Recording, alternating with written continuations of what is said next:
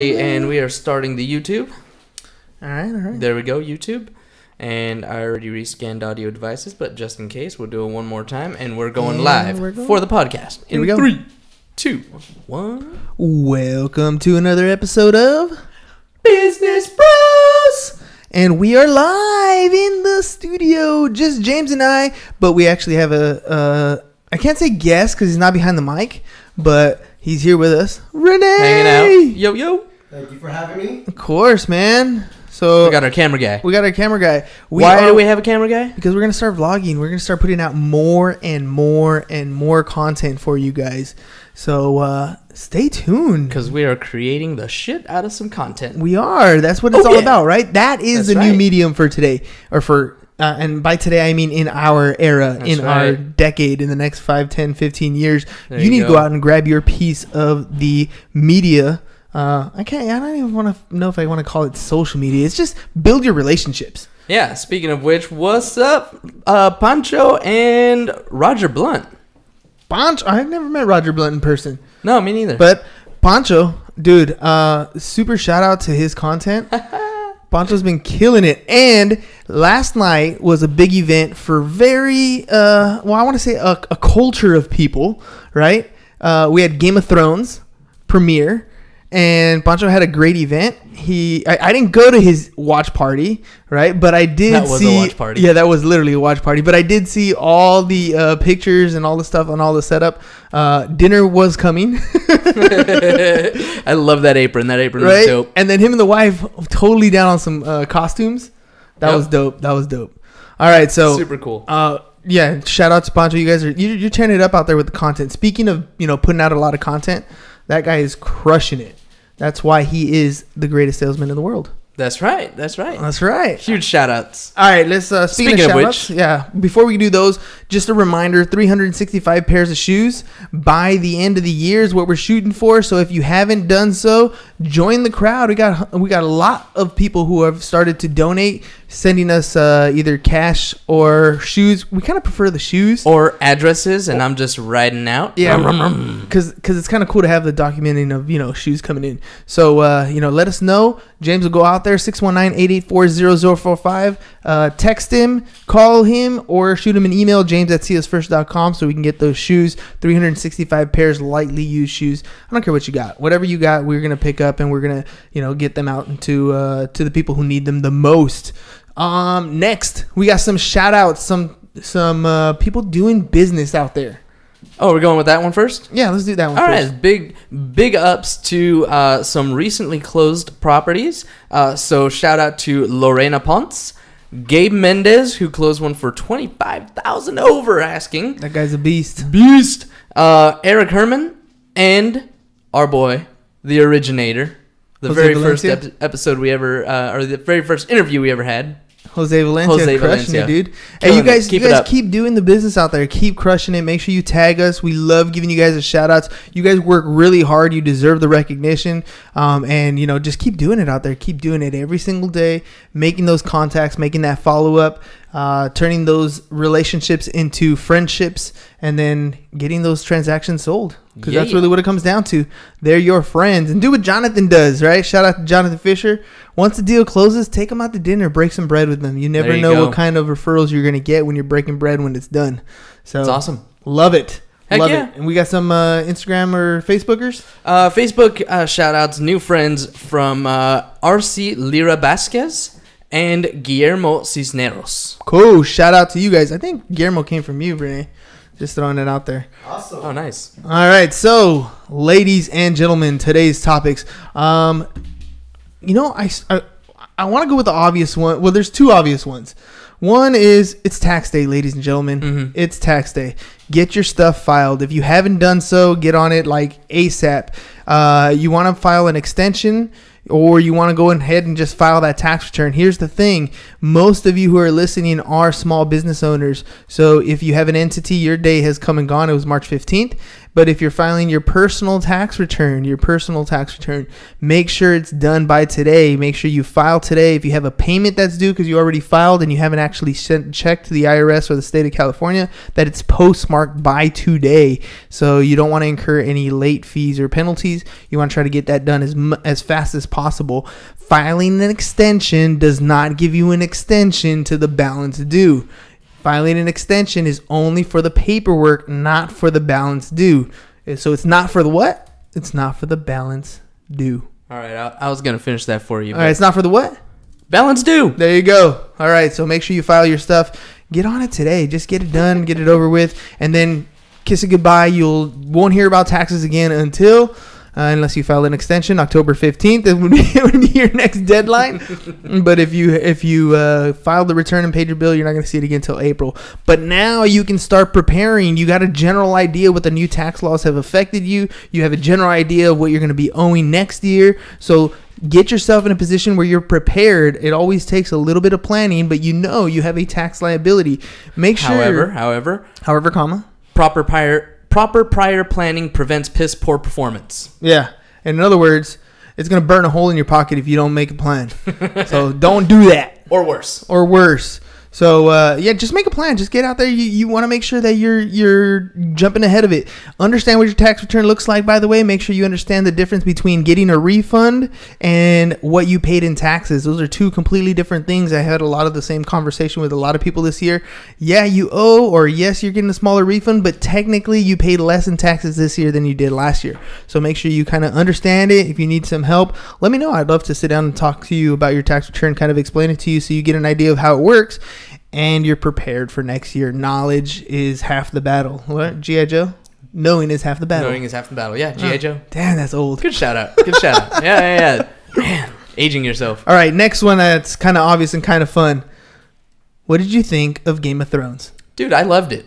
Hang on. We cannot talk spoilers because anybody who might be watching who hasn't seen Game of Thrones, we don't want to mess it up for anybody. Right, so I'm just going to say that I loved it. There were a lot of really great scenes in there. There were a lot of things that there was one scene in particular that I was like, this is cheesy. Yeah, whatever. like when Arya dies. Yeah. Oh, just kidding. I had to throw that one out there because she was on the Jimmy Fallon. Jimmy Fallon. That was so great, dude. I definitely got somebody on that one. That was hilarious. That was great, dude. That was good. No, she doesn't. I'm not saying nothing. That didn't really happen. It's just something funny that she did on a late night talk show, and I just thought it would be cool to throw it out there for anybody who's a Game of Thrones fan, hasn't seen it yet. Check it out. It's fun. It's cool. If you're not a Game of Thrones fan, you want to check it out. It's a lot to kind of watch and catch up with. So maybe in some time in the future, if you got time, go ahead, schedule it up. But other than that, it was a great show. Which reminds me. Hang on. There's something else that's going on right now, though. You were talking about the Notre Dame thing? Oh. Yeah. Dude, isn't that heartbreaking? I was probably never really going to go see it anyways, but it's an iconic cathedral, right? Iconic. It's something that's been in movies. It's something where, it's been written about. It's been, it's huge. For it to go up in flames like that, it's just sad. It totally is. Dude, it's history.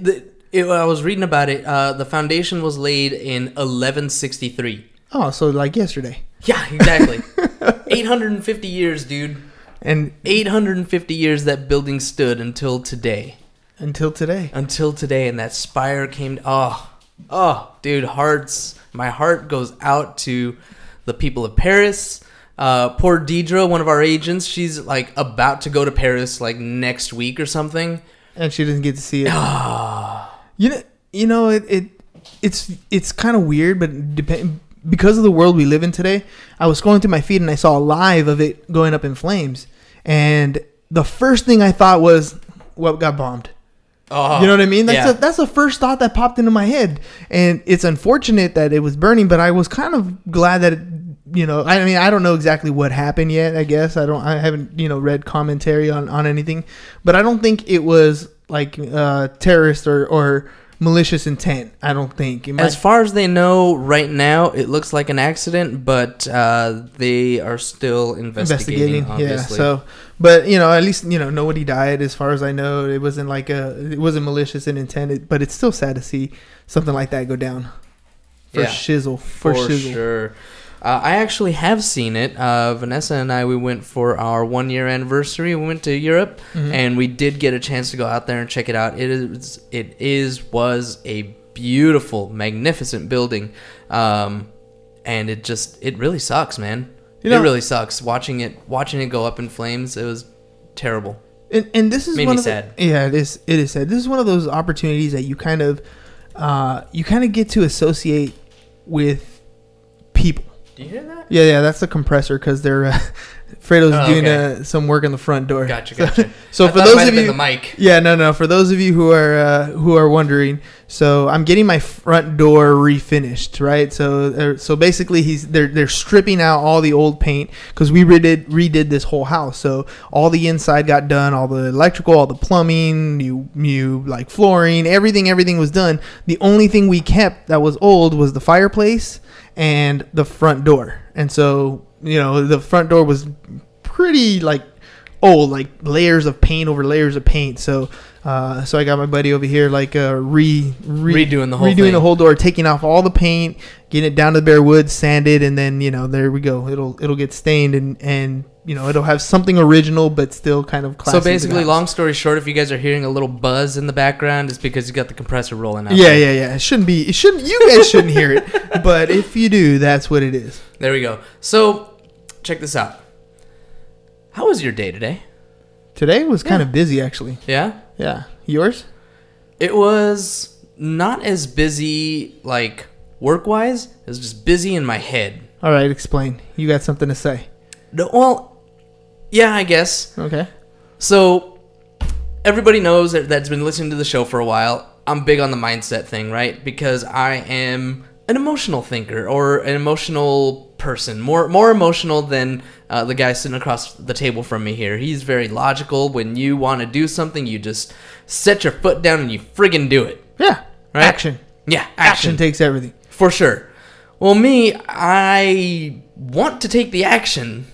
Believe me, I do. But I need to get to a place where I can take the action, because if I'm not at that place, the action is worthless. So you have no fuel to get going. You need to put the mind in motion before you can get the body moving. And I do the complete opposite. I get the body moving so that my mind gets in the right place. So this morning, most of the day today, I was feeling shitty.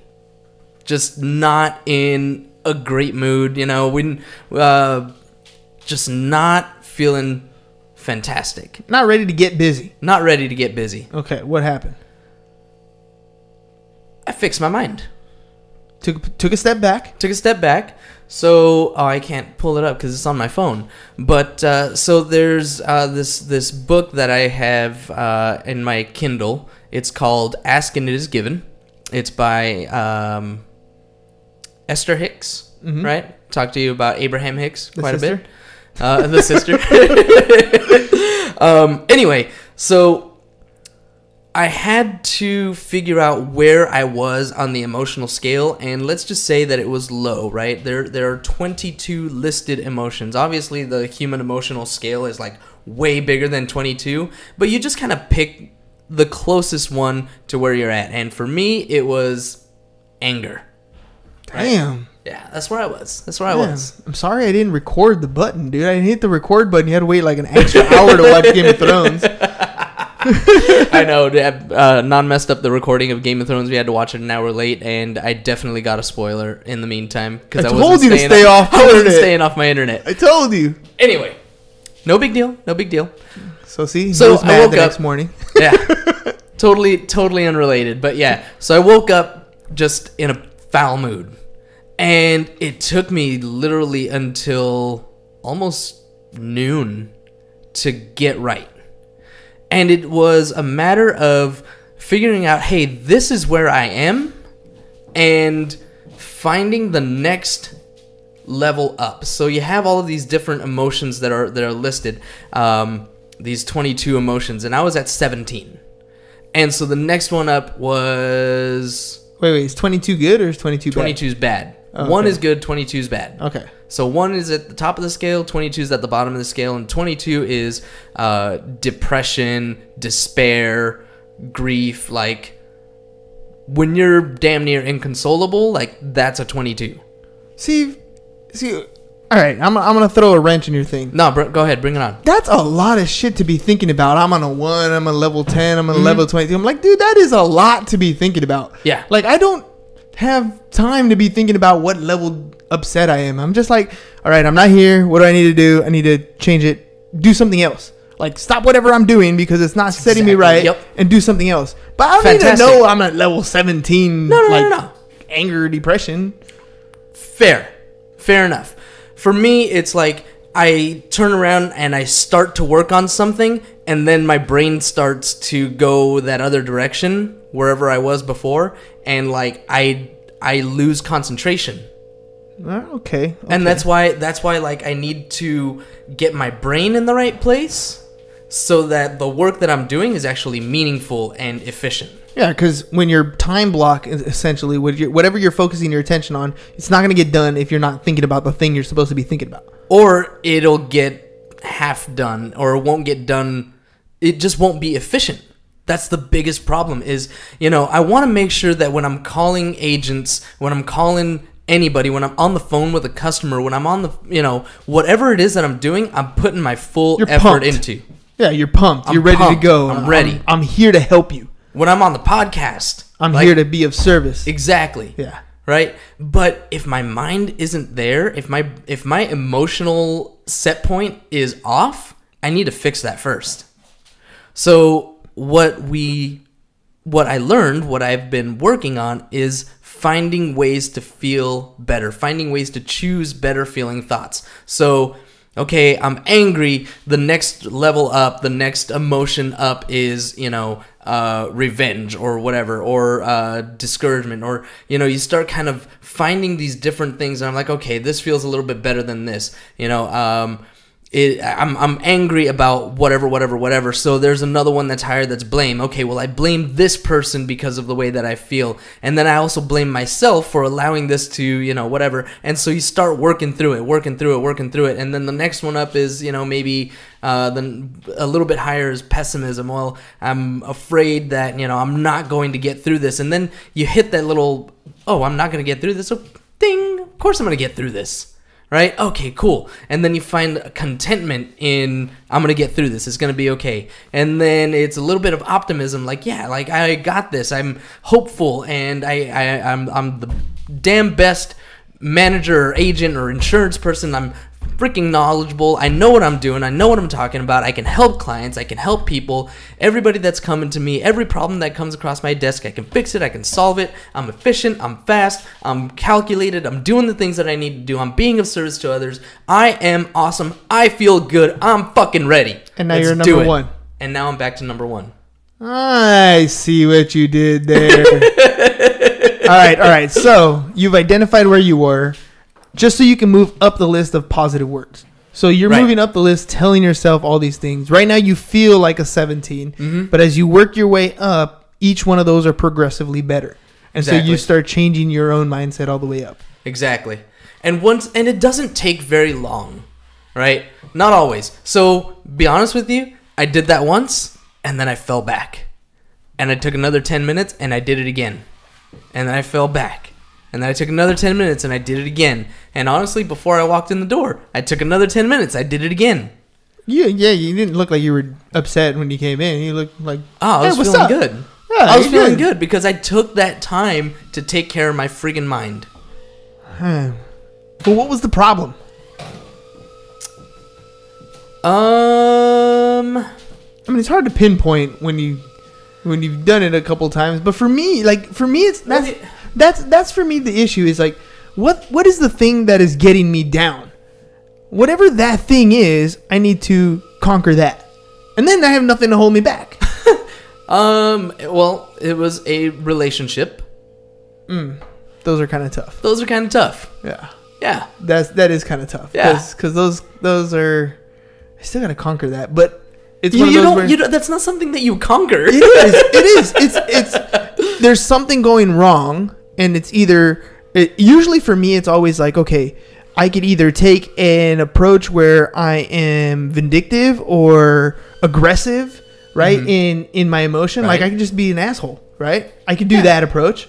Or I can just realize that, okay, something's wrong and it's my fault. So I need to change how I respond to the situation, right? If I change how I respond to the situation and just accept the fact that there's something amiss, there's something wrong, then I can admit to, look, I'm messing up somewhere. Let's focus on how do I make you happy, right? And for me, it's like, okay, once I accept that's just going to be my intent. I'm not taking the mean approach. I'm going to kill you with kindness. then it's a different thought process for me.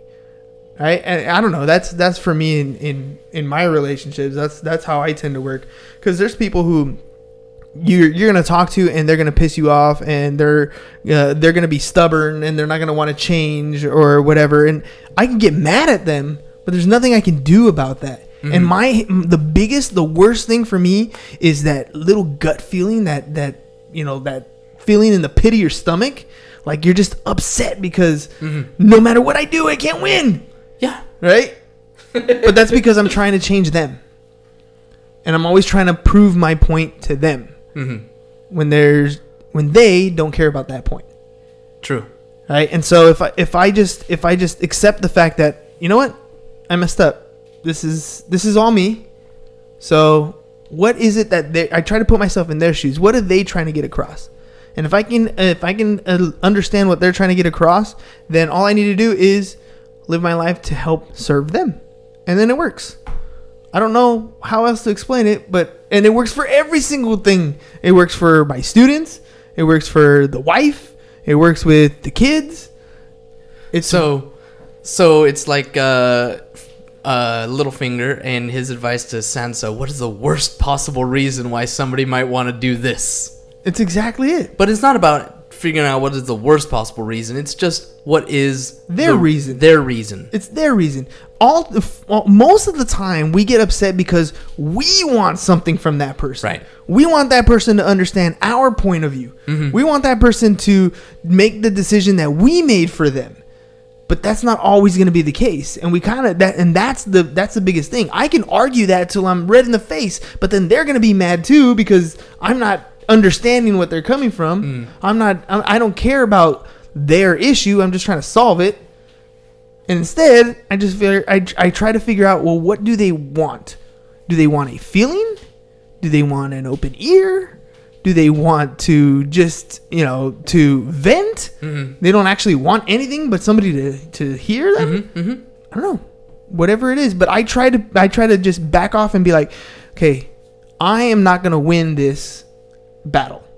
I'm not going to convince them. That's fine.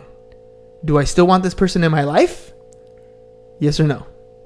That's the question. And if I want this person in my life, then I need to modify myself to help meet their needs. If I don't want them in my life, well, then I can give a shit less. Right? Cool, we're done here. See you later. Yeah, but I mean, you talk about students, your students are kind of in your life whether you like it or not, at least True. But I got some students that aren't going to pick up a pencil, aren't going to read a book, aren't going to try at all.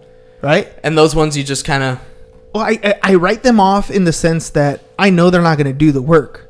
So I take a different approach. If I shove the paper in their face and I shove the book in their face... They're going to throw it at you. Exactly. So rather than do that, I just talk to them like a person. I'm like, look, I know you're not going to do the work. And I know you're not going to try, and that's fine. Understand that this is the consequence. But how's your day? Right? There's more to them. What do you mean, how's my day, Mr. CS? Right? And that's the thing, right? All of a sudden, I have this personal relationship with them, and we're talking about things that are holding them back, or the troubles that they're going through in their life, or the things that they actually care about. And then what I notice is I still might not get them to be a full 100% student, but they openly communicate with me. They might have a contributing opinion in a class discussion. And sometimes they put their name on the paper and attempt a problem here and there. Right? I don't win the battle that I want to win, but I still want them in my life. I still want them to be something in the classroom. I still want them to be there. So I try to change the conversation so that I become an impression in their life in a positive way. Because I've seen it with you when you were a student. I've seen it with a number of students in class. If I push too hard on just the education, then I miss the personality. I miss the creativity. I miss the things that could make that student something more than just what the school demands that student to be. Right. They may not pass the class. Right? They understand that they're not going to pass the class if they don't do the work. Right? If I touch hot fire, I will get burned. Right? So they understand that part, and it's a consequence. But at the very least, we get to know each other. And then and it's funny, I say it all the time, but I tend to get along a lot more with the kids that fail my classes than the kids that get A+ in my classes. Because the ones that get A+ don't really need my help as much. Right? I'm teaching them things, and they're learning the material and the content that I'm putting out there, which is great. But the ones that are failing, they've been failing forever anyway. But at least I get to meet with them, and I learn about them, and maybe I spark something in them that they're going to use in real life that the school system could never offer. Eventually. Yep. At some point. Good stuff. I don't know. It's just a different way of looking at stuff, right? Yeah. It's hashtag powerful relationships. That's exactly what it is. That's really what we're talking about here is making sure that we have powerful relationships. Today for lunch, for example, I went to go meet with Sean Courtney. Remember, we went to his office to do a podcast interview not too long ago? Up in Carlsbad, was it? Or? No, off of Moreno Boulevard. Oh, yeah. So, and Sean and I've met Sean. I actually met Sean through his wife, because his wife ordered the game truck from us when we had it way back when. And so once we got back into real estate, I started calling all my previous clients, like hopefully all you real estate agents do. And she got me connected with Sean, who's a mortgage guy. And we've just had lunch every once in a while. At least once a quarter, we'll go out and have lunch. So we went, and he bought me sushi. So thanks, Sean. Appreciate that. We had a good lunch. And we just sit down and we talk. Sometimes we talk business. Sometimes we share leads. Sometimes we just, like today, we were talking about the different books we were reading, and the stuff going on. And we kind of talk about where business is going. And I'm taking a little note from Sam. And I can never say Sam's name. I'm just call him Sam Karamian. Okay, so I'm taking a little bit of note from Sam. And I asked Sean at the end, I was like, hey, man, what's going on right now that I could possibly help you with? Right. And that's it. And it opens up the door of conversation. So he wants to do a little bit more video content stuff. So I was like, hey, he's putting on trainings for some more of his LOs that he's getting in the office. And so I was like, all right, cool. Well, when I get Renee over here fully all rocking and rolling, where we're going to start vlogging on a regular basis, I'll come back and we'll have lunch, and, we'll just keep doing our thing, but we'll have video content. Oh, yeah. Right. And that's the kind of powerful relationships, right? Sean and I are going to have lunch every quarter, and we'll do a little bit of business here and there. Maybe we'll do more business in the future. I don't know. Maybe we'll do other things. Like he was one of the people that I saw at the Padre game, not this year, last year. It's just one of those things where you're building your powerful relationships. You never know where they're going to lead. You don't know what's going to come of them. You just continue to enrich them. Right. And that's by being of service to others. Right. And after that, I went to go meet with a client that I've had for, 8 or 9 years now. Been doing her taxes for a long time. And it's one of those where we go, and she's super sweet lady. She always gives me a cup of mango juice. and she's just really cool. She's out there just, living her life and just wants somebody to talk to. So I go out to her tax return. Her tax return is not very difficult. Doesn't take much time, but I'm there most of the time just conversating with her, right? Enriching that relationship. I don't know where this relationship is going to lead. I know I'm going to meet with her at least once a year, but I don't know what else is going to happen after this. It could be a referral. It could be the next big client that I meet just because I'm nice to this one person. Yeah. Right. So, enhance your relationships. Go out there and physically do them. It's a double-edged sword here. It's a twofer. You can't do everything on social media, but you can't also do everything by phone these days. Right. You have to have a nice mesh of it in between. And just comes down to build your relationship. Be in a good spot with people. There you go. turn it around, make something of yourself. We're good. All right. So, ladies and gentlemen, hopefully you got something out of today's podcast. I mean, we're just dumping our emotions out here on the airwaves. A little bit, you know. On the internet waves. They're not really waves anymore, are they? I think they're maybe digital waves. Digital waves, Yeah. whatever they are. But remember, 365 pairs of shoes we need by the end of the year. If you want to be on the podcast, we got like a couple, 1 or 2 spots, I think, left in April. But we're going to start booking up May here soon. So let me know, Hernan at csfirst.com, or hit us up on social at Business Bros Pod. 619-884-0045 is my number. I'd love to sit and talk with you, maybe have lunch with you, and, just talk. Build a relationship. Mr. Greatest Salesman in the World and Jonathan Fisher, I know you guys share an office. I'm going to be heading out your way sometime soon. So just letting you know. Dean, going to be going your way too. Sam, I'm going to bombard you because we keep talking about getting you on the show. And we're just going to have to make it happen. All right. So if you guys have any insurance needs, you guys need help with your homeowners policies, you guys need to look at your own policies, you guys have business insurance, whatever you need, hit up James at csfirst.com, 619-884-0045. We'd love to show you how we could help you. And that's all we got for you guys today. Peace. Bye-bye. And I'm out. Love you, Facebook. Facebook. Definitely caught that.